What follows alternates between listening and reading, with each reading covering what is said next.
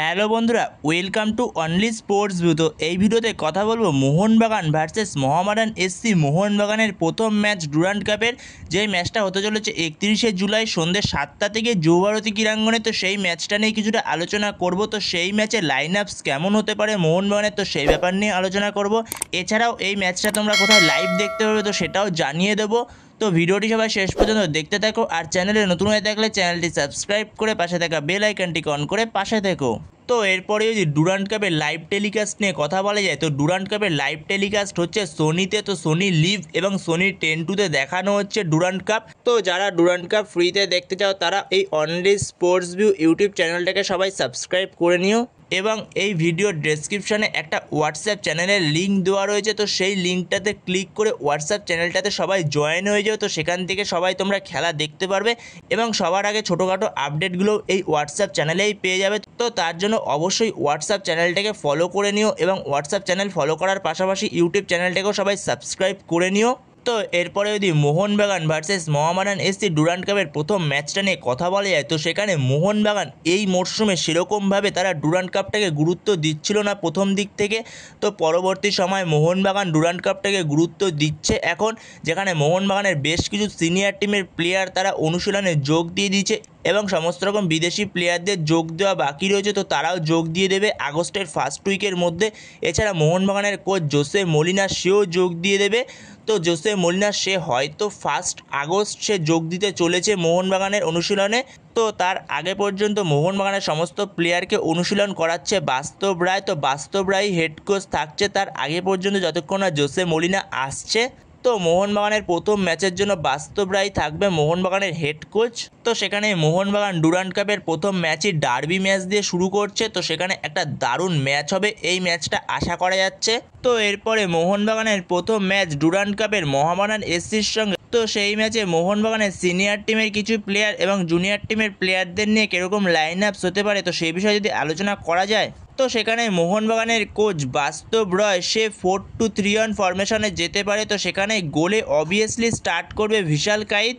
তো এরপরে defence line নিয়ে কথা বলা যায়, তো সেখানে ডিফেন্স লাইনে লেফট ব্যাকে স্টার্ট করতে পারে অভিষেক টাকচাম সিং, যেখানে মোহনবাগানের সুভাশিস বোস সে সদ্য অনুশীলনে যোগ দিয়েছে। তো সে ঠিক করে অনুশীলন করেনি, তো তাকে পেতে পেতে ধরে রাখো সেকেন্ড ম্যাচ। তো সেখানে সুভাশিস বোস সে হয়তো বেঞ্চে থাকবে, কিন্তু তাকে ফার্স্ট 11-এ স্টার্ট করাবে না, সে যেহেতু ঠিকঠাক অনুশীলন করেনি। তো সেখানে লেফট ব্যাকে স্টার্ট করবে অভিষেক টাকচাম সিং, আর সেক্ষেত্রে রাইট ব্যাকে স্টার্ট করবে আশিস রায়। আর দুজন মেন সেন্টার ব্যাক সেক্ষেত্রে হতে পারে, একজন হবে দিব্যেন্দু বিশ্বাস, আরেকজন হবে জুনিয়র টিমের প্লেয়ার থেকে বিলাল।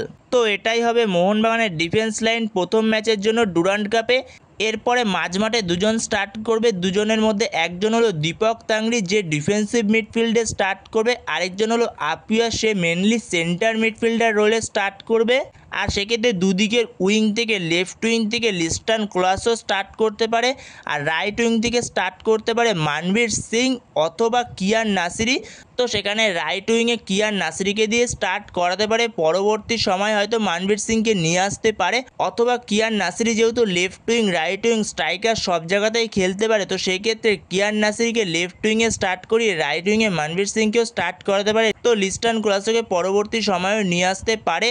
তো সেখানে দেখা যাক কী করে মোহনবাগানের কোচ বাস্তব রায়। আর সেক্ষেত্রে নম্বর 10 অথবা অ্যাটাকিং মিডফিল্ড রোলে স্টার্ট করতে পারে অনিরুদ্ধ থাপা, আর ওপরে একজন স্ট্রাইকার স্টার্ট করবে সুয়েল ভাট। তো এরকমই লাইন আপস নিয়ে যেতে পারে মোহনবাগানের কোচ বাস্তব রায়। এছাড়াও আরও একটা লাইন আপস নিয়ে যেতে পারে মোহনবাগান কোচ বাস্তব রায়, সেটা হলো 4-4-2 ফরমেশনে যেতে পারে, যেখানে গোলকিপারে স্টার্ট করবে ভিশাল কাইত, চারজন ডিফেন্সের মধ্যে লেফট ব্যাকে স্টার্ট করবে অভিষেক টাকচাম সিং, রাইট ব্যাকে স্টার্ট করবে আশিস রায়, আর দুজন মেন সেন্টার ব্যাক হবে একজন দিব্যেন্দু বিশ্বাস আর একজন বিলাল। আর সেক্ষেত্রে মাঝমাঠে দুজন স্টার্ট করবে, একজন ডিফেন্সিভ মিডফিল্ডে দীপক তাংড়ি, আরেকজন একটু সেন্টার মিডফিল্ডার রোলে খেলবে আপুয়া। এছাড়াও এখানে আরও একটা কাজ করতে পারে, বিলালের জায়গাটায় দীপক তাংড়িকে খেলিয়ে, দীপক তাংড়ি এর আগেও সেন্টার ব্যাক খেলেছে, তো সেন্টার ব্যাক খেলতে পারে দীপক তাংড়ি। তো সেই জায়গায় মাঝমাঠে অভিষেক সূর্যবংশী অথবা অনিরুদ্ধ থাপাকে খেলাতে পারে আপুয়ার পাশে। তো এরকমও করতে পারে মোহনবাগান কোচ বাস্তব রয়। আর সেক্ষেত্রে দুদিকের উইং থেকে লেফট উইং থেকে স্টার্ট করবে লিস্টন ক্লাসো, রাইট উইং থেকে স্টার্ট করবে মনবীর সিং, আর ওপরে দুজন স্ট্রাইকার হতে পারে, একজন সুহেল ভাট আর একজন কিয়ান নাসরি। তো কিয়ান নাসরি একটু কিছুটা পেছন থেকে খেলতে পারে, মেনলি সেকেন্ড স্ট্রাইকের রোলটা প্লে করতে পারে কিয়ান নাসরি, অথবা ডাইরেক্ট সেন্টার ফরওয়ার্ডেও খেলাতে পারে। তো এরকমই হতে চলেছে মোহনবাগানের লাইন আপস প্রথম ম্যাচে ডুরান্ড কাপের মোহামেডান এসসির সঙ্গে। তো এই দুটো লাইন আপসের মধ্যে যে কোনো একটা লাইন আপস নিয়ে যাবে মোহনবাগান কোচ বাস্তব রয়। যতটা সম্ভব সে প্রথম লাইন আপসটা নিয়ে যাবে, মানে 4-2-3-1 ফরমেশনেই সে যাবে। তো বন্ধুরা, তোমাদের কাছে কী মনে হয় মোহনবাগান কোচ বাস্তব রয় কোন ফরমেশনে যেতে পারে, 4-2-3-1 নাকি 4-4-2?